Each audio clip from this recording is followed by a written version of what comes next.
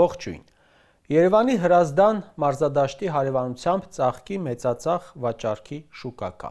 Առաջ շուկայի օրերին ամբողջ փողոցը խցանված է լինում,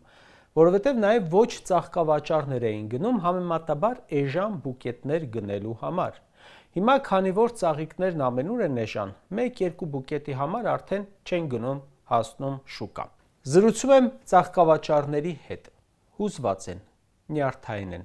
ջերմոցում աճեցրել են ծաղիկներ և վաճառքով անգամ ծախսերը չեն կարողանում հանել, ուր մնաց ունենան եկամուտ։ Չհանդիպեցի մեկին, որ պլյուսով դուրս եկած լինի։ Ասում եմ եվրոպական շուկան բացվել է ծաղիկների առաջ, բայց իմ հանդիպածներից ոչ ոք ծաղիկ չի արտահանել։ Իրենք խնդրում են գտնել Եվրամիություն ծաղիկ արտահանածի և տվյալները փոխանցել, որ ձևը իրենք իմանան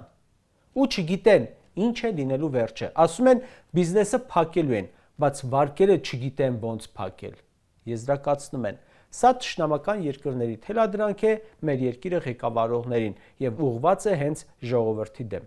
Նիկոլը գիտեր, չէ՞ որ ռուսական շուկայի փակվելը ոչ թե Ռուսաստանին է վնասելու, այլ մեր արտահանող արտադրողին։ Ու իմանալով թշնամացավ։ Գիտեր ինչ է լինելու ու թշնամացավ։ Ուրեմն մեր դեմ էր ասում են, ոչ թե Ռուսաստանի։ Պատժամիջոցների պատճառով մեր գյուղմթերքի արտահանումը նվազել է 75%-ով։ Ռուսաստանինը չի տուժել, այլ շուկաներից բերել լրացրել է։ Տուժել ենք մենք։ Ուրեմն ուղղված էր մեր երկրի ու ժողովրդի դեմ։ Ամռան ամիսների հիմնական արտահանվողը ծիրանն է։ Նախորդ տարվա հունիսին արտահանվել է մոտ 23,000 տոննա ծիրան, այս տարվա հունիսին 3,000 տոննա, 87% անկում է գրանցվել, մենակ ծիրանի ոլորտում։ Ծիրան այս տարի քիչ էր, իհարկե ոչ այնքան, որ 87% անկում ունենա։ Նախորդ հունիսին արտահանվել է 1500 տոննա լոլիկ, այս հունիսին ընդամենը 440 տոննա։ Լոլիկը ջրի գին ունի հիմա։ Ջերմոցի լոլիկի արտադրման համար մարդիկ փող են ծախսել, բայց վաճառում են ինքնարժեքից էժան։ Նախորդ տարվա հունիսին արտահանվել է 39 տոննա դեղց, այս տարվա հունիսին գիտեք քանի տոննա։ 0 տոննա։ Նախորդ տարվա հունիսին արտահանվել է 19 տոննա բալ, այս տարվա հունիսին գիտեք որքան է արտահանվել, ընդամենը 150 կիլոգրամ։ Ու ասում է մեր տնտեսվարողները պետք է հարմարվեն, սա Հայաստանի Հանրապետության ինքնիշխանության ամրապնդման ճանապարհն է։ Ինչ կապ ունի սա ինքնիշխանության հետ։ Ինչին հարմարվեն, որ այս տարի դու միայն մեկ ամսում 20,000 տոննա պակաս ծիրան ես արտահանել, ավելի ինքնիշխան ես, այսինքն հերիք չէ ձեր տապալումները կապեք ինքնիշխանության հետ։ Ինչի պիտի արտադրողն ու արտահանողը համակերպվեն քո տապալումների հետ։ Էկոնոմիկայի նախարարը խոստանում էր հնգապատկել արտահանումը Եվրամիություն։ Նայում ես թվերը լացդ գալիս է։ Եվրամիության ընդլայնման հարցով հանձնակատարը Facebook-յան էջում գրում է. Ռուսաստանը փորձել էր ազդել ընտրությունների վրա, սահմանափակելով հայկական մրգերի և ծաղիկների ներմուծումը, ի պատասխան Եվրամիությունը աջակցեց Հայաստանին, բացելով իր շուկան այդ ապրանքներից շատերի համար։ Դրա համար էլ ասում է. Հայաստանից մի զամբյուղ ծիրան բերեցի, մեծ մասը նվիրեցի ընկերներից, մի մասով էլ ջեմ պատրաստեցի։ Դա գրել է հուլիսի 6-ին։ Բացում ես վիճակագրությունը տեսնելու, թե այդ հայկական ապրանքների առաջ ոնց է բացվել Եվրամիության շուկան։ Տեսնում ես, որ տիկին Մարթան հայկական ծիրանից ջեմ է սարքել, բայց հայ ժողովրդին տալիս է եվրոպական կտեր։ Չկա ապրանք, որի առաջ բացվել է եվրոպական շուկան։ Հայաստանից Եվրամիության անդամ երկիր առևտրային նպատակով, եթե մարտակոսի մեկ զամբյուղը դուրս անենք, չի գնացել ոչ մի գրամ ծիրան։ Այ 2025 թվականի հունիսին և Եվրամիությունը չէր բացել իր շուկան Եվրամիության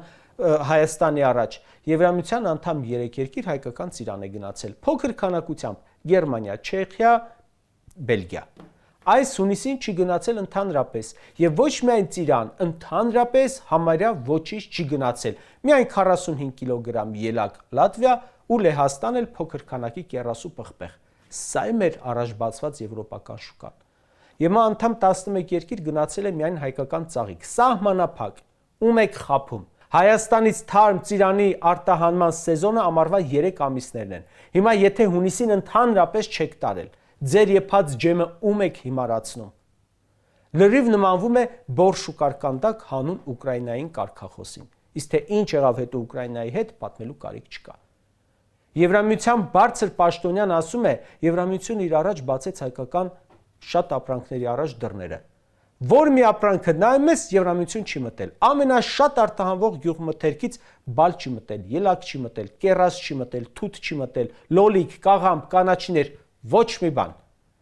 Վիճակագրության մեջ միակ հայտնությունը Ուզբեկստանն է։ 2025-ին ոչ մի գրամ բան չի արտահանվել, 26-ին գնացել է արտահանված 3000 տոննա ծիրանի կեսը, էլ կեռաս, էլ պղպեղ, լոլիկ, ծաղիկ։ Հարցն այն է, Ուզբեկստանը եղել է արտահանման վերջնակետը, թե այնտեղ ձևակերպվել է որպես այլ երկրի անունով ու հասել է Ռուսաստան։ Ամեն դեպքում փաստ է, որ ուզում էին բազմապատկել Եվրամիություն արտահանումը, բայց Ուզբեկստան տարան։ Այն որ ասում եք գնալու ենք Եվրամիություն, Ուզբեկստան է գնում իրականում։ Ուղղակի մեկը արևմուտքում է, մեկը արևելքում, հələ կողմնորոշվեք։ Մի հատ պարզ ճշմարտություն սարքել են դրոշակ։ Պետք է շատ երկրներ արտահանենք, որպեսզի մեկ շուկայից կախվածություն չլինի։ Գյուտ արիք, բա արտահանեք։ Արտահանման շուկաների դիվերսիֆիկացիան այն ռազմավարությունն է, երբ մեծացնում ես այն շուկաների եւ պետությունների ցանկը, ուր վաճառվում է ապրանքներն ու ծառայություններն։ Մեկ շուկայի վրա հույս դնելը, այո, վատ է։ Եթե հիմնական գնորդ երկրում առաջանում է տնտեսական ճգնաժամ, արժեզրկվում է ազգային արժույթը, կիրառվում են նոր մաքսատուրքեր կամ մեր օրինակը թե ինչպես եղավ պատժամիջոցներ են անում, ամբողջ արտահանման համակարգը կաթվածահարվում է։ Բացի այդ, տարբեր շուկաներ մուտք գործելը ստիպում է արտադրողներին բարձրացնել ապրանքի որակը։ Դա համապատասխանեցնելով տարբեր երկրների միջազգային ստանդարտներին։ Հիմա սրանք 45 կիլո ելակ մի երկիր են արտահանում, մի տոննա բիբար մի երկիր են արտահանում, 120 հատ վարդ արտահանում են մի երրորդ երկիր, ասում են վերջ, դիվերսիֆիկացնում ենք։ Բայց արդյունքում 75% անկում է, երբ տարբեր երկրների մեջ ես բաշխում արտադրանքիդ 25%-ը, մնացած 75%-ը փչացնում թափում ես, դա դիվերսիֆիկացիա չէ։ Մարդիկ ասում են վարկեր ունենք, ինչ անենք, ոնց փակենք, իրենց ունեցած հողը, բերքն էլ մեջը, վաճառում են, որ փակեն վարկերը։ Այն հողը, որ պետք է իրենց բարեկեցիկ դարձներ, հիմա վաճառում են այդ հողը, որ փակեն Նիկոլի բերած աղետների տոկոսները։ Ջերմացատերն ասում է, կարող եմ Նիկոլի ելույթները, Մարտակոսի ջեմի մասին գրառումները, այն որ 50 միլիոն եվրո պետքա փոխհատուցեն, այդ լուրն էլ վերցնեմ, գնամ բանկ, ասեմ այսրանք արժեքավոր բաներ են, սրանցով վարկս փակեք։ Նրանք մեզ են կերակրում, այդ սուտ խոստումներով մենք էլ բանկերին կերակրենք։ Մարդիկ ասում են, համոզում են մարզպետարաններից, համայնքապետարաններից, թե ձեն մի հանեք, մի բողոքեք, լրատվականների մոտ մի խոսեք, փոխհատուցում կտան։ Այդպես համոզում նստեցնում են տեղները։ Համոզելուց լավ են, որ համոզելով ժամանակին կարողացան անհետ կորածների, գերիների հարազատներին լրացնել, հիշում ենք, պոմիդոր աճեցնողներին հաստատ կկարողանան։ Գյուղացին արտադրողը, արտահանողը աղետի մեջ է, ոչ թե եղանակի, որակի կամ մրցակցության պատճառով, այլ զուտ մեկ քաղաքական, մեկ հոգու քաղաքական արկածախնդրության։ Գյումրեցին ասում է բնական աղետ կարկուտը բերքս հողին հավասարեցրեց։ Լոլիկի ձեռքը կրակն ընկած Մասիսին ասում է դու արհեստական աղետ Նիկոլից խոսիր։ Կարճ ասած, իրականությունը ոչ թե եվրոպական հեռանկարներն են, այլ աղբանոցում հայտնված մթերքը, պարտք ու վարկի տակ խեղդվող սննկացած արտադրողը։ Լավ իմաստը որն էր այսպես անելու, անմաքս, անխոչնդոտ, հայկական ապրանքը գնում հասնում էր տասնամյակների կլիենտներին։ Ինչի սենց արիք։ Նոր շուկաներ էիք ուզում, լավ էիք անում, ստեղծեիք, քանդելու իմաստը որն էր, պատվերեր։